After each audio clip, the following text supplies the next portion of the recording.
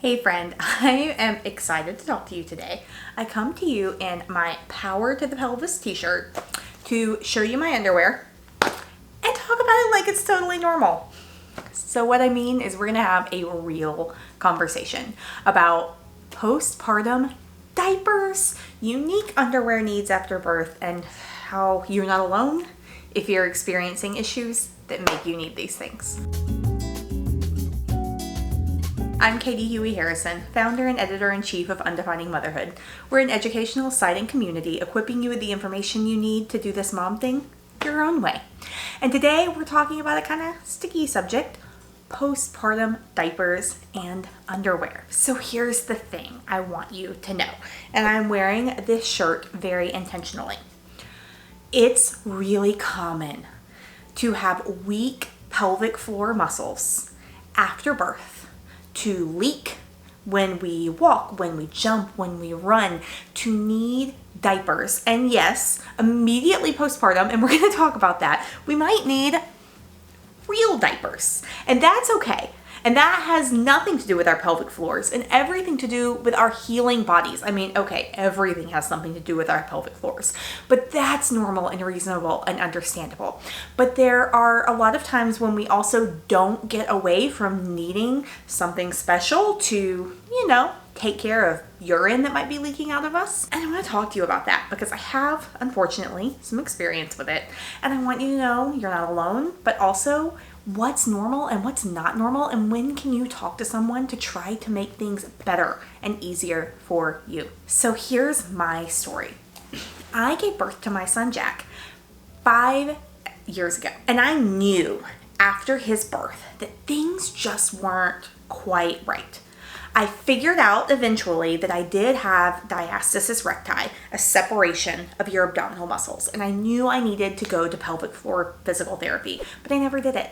And then when I got pregnant with my daughter Brandon, I was like, oh my God, my muscles are going to get even further and further apart. Everything's going to be a disaster. What am I going to do? So I started going to a pelvic floor PT during that time. And thank goodness I did, because I had no idea how much worse things were going to get. So after Jack was born, I had that normal mommy thing that people talk about, where immediately postpartum, I'm like pulling out the big guns. I'm wearing the real diapers. It was a glorious time. And then eventually blood flow subsides. I can start just wearing pads. Then I can start just wearing normal underwear. But I kept having problems because my normal underwear, let's be real, they were wet a lot. Every day, basically. But I didn't understand that this was an issue with urinary incontinence that I could potentially treat or seek help for. One, because we talk about this like it's normal, right? Well, okay, if we talk about it at all, we talk about it like it's normal. Oh, moms just pee themselves. It doesn't have to be that way. But also because we don't talk about it that much, period. And so, if I'm being honest, I didn't even realize for sure that I was leaking urine because I never felt the urge to leak and I never felt a physical leak. What I now know was happening is that throughout the day, I was just sometimes leaking and I didn't even realize that's what it was. Part of me thought maybe this is a hormonal thing. What's going on? Now I know, no, I've been leaking urine for 5 years and I could have done something about it. What I really want you to know, friend, is that you can do something about it. Oh my gosh, when I had Branham, I was pregnant with Branham, and at the end of that pregnancy, I got the flu. Now, I'm immune deficient, so the flu's ugly for anyone, but the flu for someone who is immune deficient and can't take much medication because they're pregnant and always gets infections and things get worse. My flu in December was like still causing a cough in March when Brandon was 2 months old. So it was a mess. And I'm not joking when I tell you that I had such a horrendous, deep, horrible cough that I was literally living in these diapers.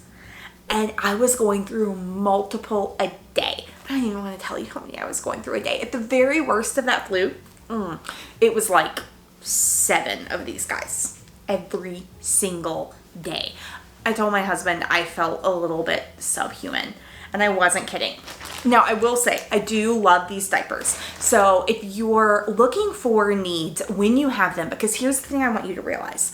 When you need to treat these issues, treat them. It feels so much better, not good, but better to know that we're safe and secure, and it's okay if we have leaks or full on flow, if we have what we need to at least be protected in that moment.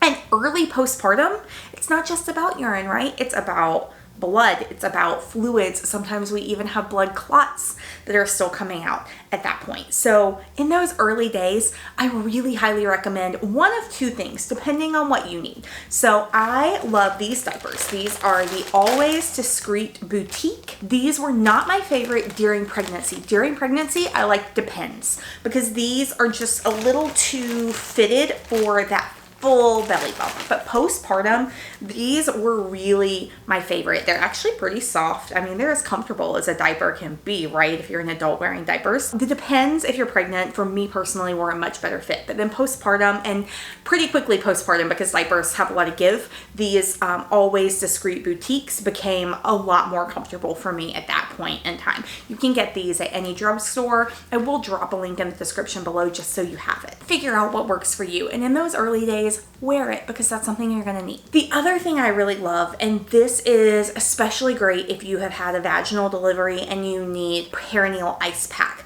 to kind of, you know, keep things cool down on your vagina, your perineum. You've got a lot of soreness and maybe you have stitches, then it can be really helpful to have underwear and a big thick pad. So what I like to do then is use the Frida Mom perineal ice packs, and I'll give you a link for that as well. They're amazing. And the Frida Mom mesh underwear. So it's not the same as a diaper, but if you need a little less protection than a diaper, or if you need those ice packs, wearing those Frida Mom underwear, they're mesh and they have a really wide crotch. So it's very easy to slip a pad in without that pad moving. So they're comfortable for the perineal ice packs, but they're also comfortable if you're just having some vaginal leakage in those early days, you're still bleeding, but you want a normal pad. Really great for C-section moms to put with just a normal pad, but they're still pretty soft over that C-section scar. Also, these are really soft over a C-section scar, and I know a lot of C-section moms who love them. Please don't feel like it's a problem that you match your baby in diapers in those early postpartum days, because it's something we all need to do. But when we start to recover, when we no longer need these diapers for the sake of blood, bleeding, whatever our bodies are doing to recover, pay attention and see, are you still needing some kind of protection? Because if you're having that leakage, that stress incontinence, where urine is leaking out, maybe when you cough, sneeze, run, jump, for some of us, it just happens randomly throughout our days, there are things that you can do. The first line of defense that I want you to know about, this is kind of a postpartum diaper, but it feels way more human. Remember I told you we were going to talk about my underwear and I was going to show it to you? Well, here it is. So at the time of recording this video, this has been my underwear since actually before I even got pregnant with Brandon. So for about 2 years, this is what I have worn. This is from the company Thinx that makes period panties. Well, they also have a line for stress incontinence, which is amazing for moms who need to get some power to their pelvises and improve those pelvic floors and get that pelvic floor strength up so that hopefully, maybe, they don't have that incontinence anymore. What you can see here, if I just kind of flip these in, and they have different styles. They have a boy short style. There are a couple of different cuts you can get this in. So they really do look and feel pretty similar to just normal panties. But then they have this thick cushiony part down on the crotch. So they're actually able to absorb urine, not full flow that would need a diaper, but if you are having leakage, you are having basic stress incontinence, this is an amazing way to get to just put on normal underwear, go about your day, and not feel like you're being inhibited or you're missing out, but also not worry about those nasty leaks. So that's the first thing I want you to know, because before we can do anything to try to fix our incontinence issues, we need to just manage. So this is in the management step. This is where I am right now, and I am 7 months postpartum at the time of recording this video. If you've been following my channel, then you probably already know that I have pelvic organ prolapse. My bladder and my rectum both are prolapsed, and I am going to have that corrected via surgery in just a couple of weeks. So if you're interested in that journey, if this is something you are worried that you might have, or you're trying to figure out what to do about it, definitely subscribe so you can follow along. Once I have that surgery, I believe, and I'll give you an update in a couple of videos once I meet with my doctor again, I believe that they are going to do a bladder sling, and that is hopefully going to stop all of the incontinence issues, and then I'm going to be able to go back to normal underwear. But I have to tell you, I'm super thankful for these. They're called Speax by Thinx, and I'll drop a link in the description below for you, for making everything so much more manageable during this time where I'm just working on managing. Then, what I want you to do, once you're managing, right, you found a pad you're comfortable in, you've bought some Speax, and you've got a few of those circulating through your wardrobe, whatever it is you're doing to manage, and please do something. Please don't just walk around leaking and making yourself uncomfortable all the time. Then we need to get proactive. We need to find out what's going on that is causing this issue. So there are two different things that you can do, people you can see. I am here to provide evidence-based advice. So I feel very strange telling you that I don't suggest just talking to your OB or your gynecologist. But here's the reality. Pelvic floor health is not something that a lot of our OBs and gynecologists learned much about in medical school. So the unfortunate reality, and I'm just talking about this from my own personal experience and from that of people I know personally, is that a lot of us bring up issues that can be resolved, and our OBs or our gynecologists kind of just brush them under the rug. Mine told me, well, you've had 2 kids. Your vagina is just going to look a little different. And when I'm walking around peeing myself and I have a prolapse that makes it feel like a tampon is falling out all the time, and my life is on a daily basis inhibited by this experience, I just can't accept that as an answer. I really want you to know that if you have access to the healthcare, you don't have to accept that as an answer either. Now, if you need for everything to run through insurance, then you've got to push your OB or your GYN to give you a referral if that's what's needed for your insurance company so that you can get there. Tell them, say, please refer me to a pelvic floor PT or to a urogynecologist for suspected prolapse, for diastasis recti, whatever it is that you believe you have. Unfortunately, this is the world we live in, where we do have to give people these terms and push them to support us. I don't even blame our medical community on this. It's just not how they were trained.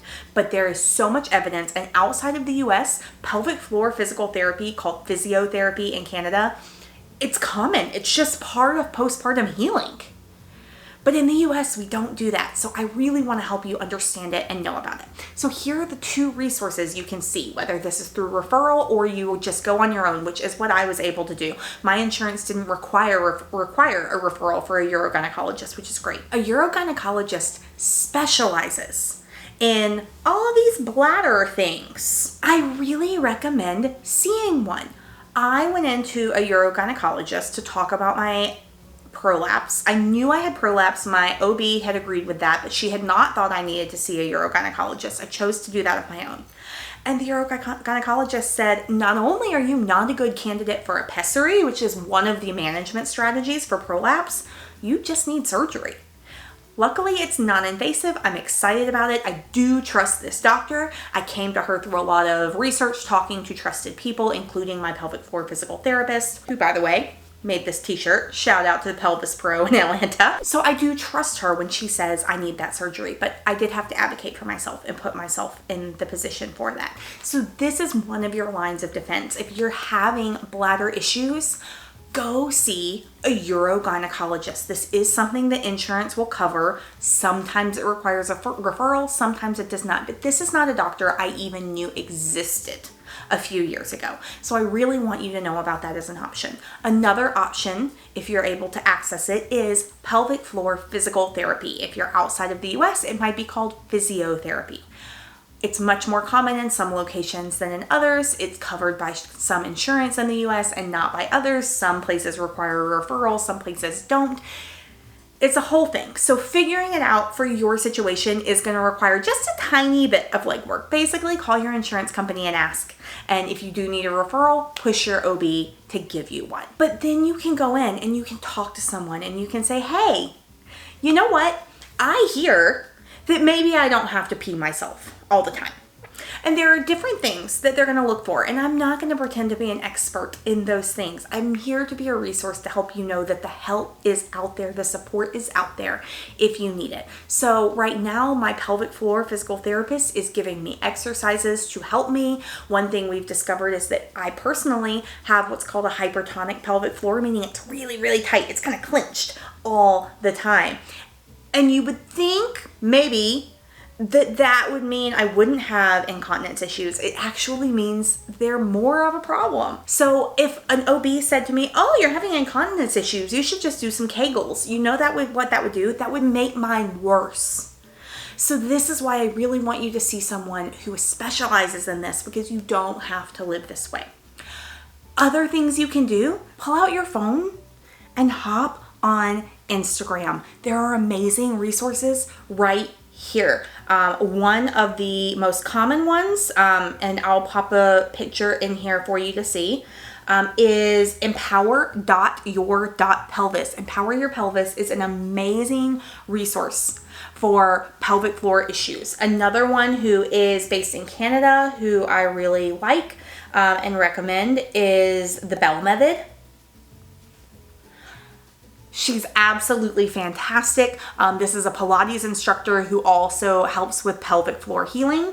And another one who is really common and beloved is the Vagina Whisperer, also a pelvic floor physical therapist. Look up these accounts. Look up other accounts like them. My personal pelvic floor therapist is also on Instagram, and we talk about these different accounts and what we love that they're doing, and she points me to videos they post, but she's the Pelvis Pro, and these are their shirts. And so, there are all these different people. You can probably find someone local online who has a presence and try to support yourself through this process. But I want you to know, friend, if you are sitting out here and you're going through the same things I am, and you're like, why am I wet all the time? Or why do I pee myself when I jump up and down? Yes, this is something that is common in moms, but it's not normal for our bodies, and you don't have to live with it. So please take my advice, hop over to some of these pages. I've linked them all in the description below. Figure out the best next steps for you and get some help. Shoot me a comment and let me know, what kind of help are you seeking? Because I think one thing that's really going to help us all is if we can see what other people are doing. Oh, pelvic floor therapy worked for someone. Oh, this person required a urogynecologist. All of our situations are different. All of our bodies are different. But all of us deserve better and deserve to get things back to the way they used to be. I don't care how many kids we've had. Thanks so much for watching today. Please let me know how your journey is going. I'm really excited to hear from you. Don't forget to like, comment, and subscribe, and I'll talk to you next week.